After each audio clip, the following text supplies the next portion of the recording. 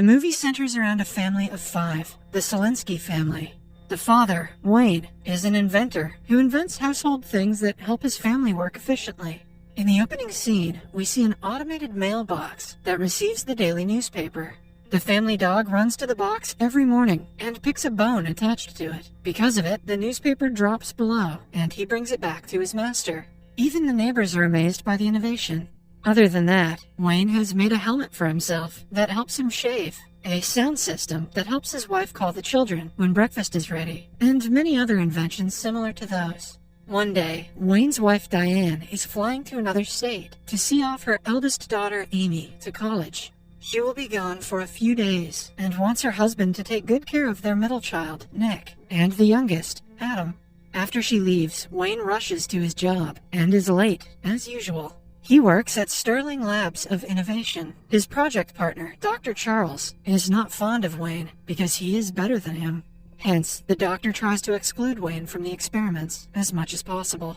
A few years ago, Wayne developed a prototype that could shrink people and objects into a minuscule size. Currently, the lab is trying to develop a device that does the opposite. Dr. Charles tests the prototype by using it on a crystal. At first, the crystal grows, as expected, but right when the team thinks the experiment worked, it wiggles and explodes all over Dr. Charles's face. He is disappointed, to say the least. He is being pressured by the company's president and the U.S. government to complete the prototype soon. Wayne has innovative ideas that could help them, but Dr. Charles refuses to listen to him. At home, chaos ensues because of Diane's absence. The guys burn food in the microwave every time they use it. Diane calls them and asks them to heat the chicken that she made before leaving. With burnt chicken in front of him, Wayne lies to her that it tastes delicious. At last, they have to settle with peanut butter and toast for dinner. After that, Wayne tucks Adam into sleep and sings him a lullaby, along with his favorite toy, Big Bunny. While he is at it, he suddenly gets the idea of why the crystal exploded that day at work. He calls Dr. Charles and explains his theory, but the man dismisses him. He thinks that Wayne is an idiot, incapable of such advanced inventions. The following day is the weekend, but Wayne comes to work along with his kids. He has planned to make the required changes to the prototype without informing Dr. Charles. The lab guard sees him go inside without registering his name and calls Dr. Charles to inform him. In the meantime, Wayne fixes the problem and decides to use the prototype on Adam's toy, Big Bunny. As the countdown starts, Adam goes to the platform to get his toy and is hit with the light wave coming from the prototype. When everything goes silent, Wayne sees that his idea didn't work and returns home with the kids, unaware that his son was blasted with a ray of radiation. As they leave, the guard comments that Adam has grown bigger, but no one thinks much of it. The guard noticed what Adam's own father did not. That guard is kinda sus. On their way back home, Nick asks Wayne why he needs Dr. Charles's permission to work on his own invention. It turns out the idea and initial plan was Wayne's, but since his partner Dr. Charles doesn't like him, he has taken over the project. At home, Wayne quickly calls Nick's crush, Mandy, to come and babysit Adam. He and Nick want to go out to the movies for father-son time. When Adam is alone in the kitchen, he is exposed to electrical waves from the microwave oven. This causes him to grow over 7 feet tall because of the radiation he received earlier. When his father and brother see him, they are beyond surprised. They soon realize that Adam was exposed to radiation from the prototype. They immediately decide to return to the lab and reverse the process. To avoid walking in with a 7-foot-tall baby, they disguise Adam to the best of his abilities. However, they're stopped by Dr. Charles, who kicks Wayne out of the project. It turns out that because of the experiment Wayne had conducted earlier, a power surge occurred which deleted all the information about the experiment. Disheartened, Wayne returns home, hoping to get Adam back to normal before Diane gets back. But his plan fails when he sees her waiting for them with Big Bunny, who has grown large like Adam. At first, they try to run away so she won't see the grown baby, but knowing that they cannot hide for long, Wayne comes clean to his wife. When she gets a look at Adam, she passes out in shock. As Wayne wakes her up, Nick tries to get Adam to sit down. The baby plays around and destroys half the things in the house. When he is locked in the room, he opens the entire door and brings it outside. By now, the neighbors have gathered outside Selinsky's residence because of all the noise. After running around for almost an hour trying to catch him, they finally calm him down and put him into a bigger playpen. Wayne gets a chance to think of the reason the kid grew when he was brought home, and not when he was hit with radiation. Although he doesn't get the answers, he remembers that his old prototype could shrink people down. The device is currently stored in the Sterling warehouse. If they can bring it back, there is a chance that Adam will be brought back to his normal size. Wayne then makes Adam take a nap. He and Diane go to retrieve the first prototype, while Nick takes the responsibility to keep an eye on Adam. After the parents leave, Mandy arrives at the house to babysit. Nick tries sending her away, but she sees Adam and freaks out. With no way out, he ties her to a chair and gags her so she wouldn't run away or tell anyone.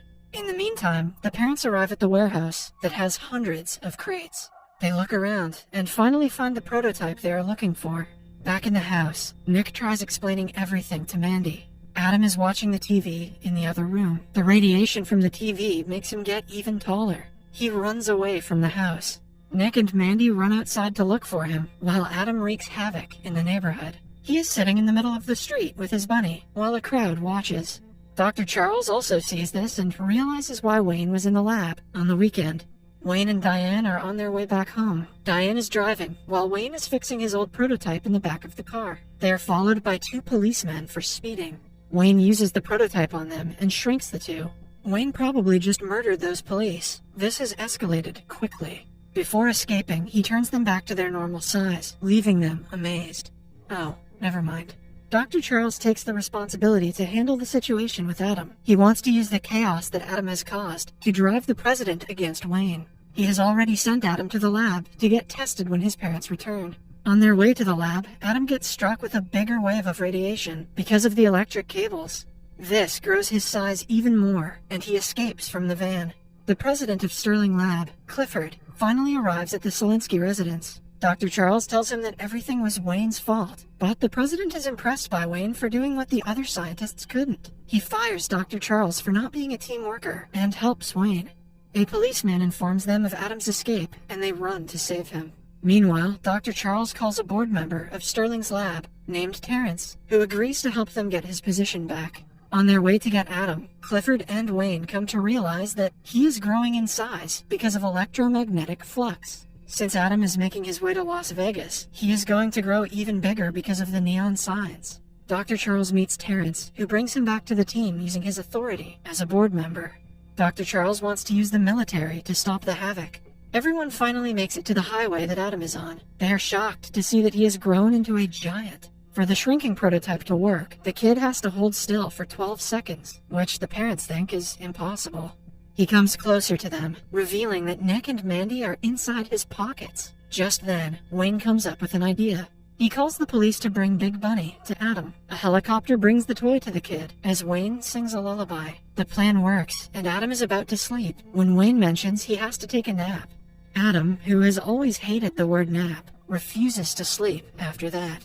Then, he walks to Las Vegas, threatening to destroy everything on his way. Somewhere else, Dr. Charles gets ready with a tranquilizer gun and a helicopter to sedate the kid, even though it means severe health risks. Adam finally reaches the city and starts running around the streets. A crowd of people gathers to see him, some of them running away to save their lives. The streetlights and signs amuse him, making him even more frantic. When he bends down, Mandy and Nick manage to climb down to a yellow car. But Adam picks it up and swings it in the air to play with it.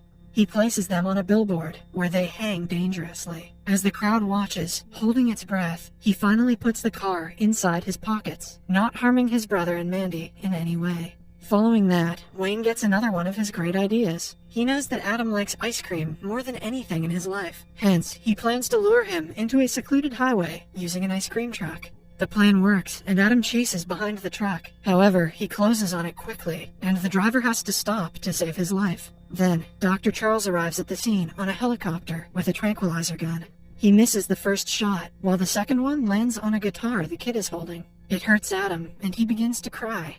At last, Diane volunteers to be shot by the prototype, so she can be bigger than Adam and hold him down. After being hit by the radiation, she grows even taller than the skyscrapers. Adam sees her and stops crying. As the two hug, Wayne shoots them with his first prototype and turns them back into their normal sizes. After everything calms down, Diane punches Dr. Charles in the face for trying to hurt her son. All of a sudden, they remember that Nick and Mandy were in Adam's pocket, meaning that they might have turned minuscule because of the prototype. They use their dog to look for them. It turns out that they are stuck in a tiny car. Mandy compliments Nick, saying that he is different from most guys she meets. She leans on his shoulders, making him blush. Wayne soon finds him, and the story ends happily.